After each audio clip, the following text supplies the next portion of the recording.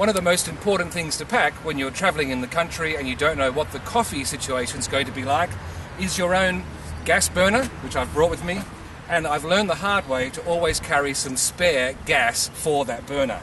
I've got some water to make the coffee with, the coffee and my coffee maker. So with these very simple needs or pieces to my kit, I can make coffee and be self-sufficient wherever I go.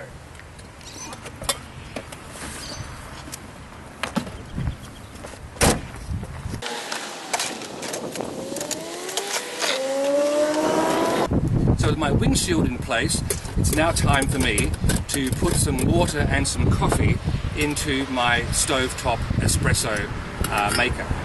So I grab the water that I always travel with, pour that in the required amount. Next, the coffee holder.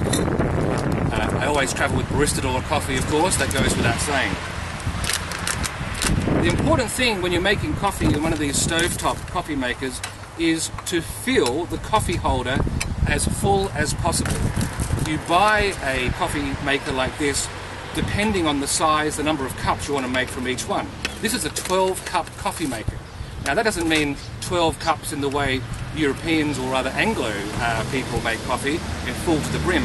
This is 12 short blacks worth of coffee. That's what we get out of this machine. So the coffee's going in there now. Luckily, a little bit of spillage, a little bit of mess, is all part of getting back to nature and making espresso on the road. And now with the coffee in place, I'll tighten up the top of the coffee maker and it's time to light the flame. I've got this as my windshield and let's see how we go today. It is fairly windy. I've got some good flame there. The coffee maker into position. And now we have about 4 or 5 minutes to wait while the correct temperature is achieved. That's a magical sound. That's the sound of the coffee pot telling me that all is ready for us to enjoy our coffee. On the road, I always travel with my trusty stainless steel cup. Doesn't break, it's nice and safe, and it's got a little bit of insulation, which I needed to get on for myself while I was waiting for the coffee pot to boil. It's freezing out here on the side of the road. So here's the lovely black brew that I was waiting for.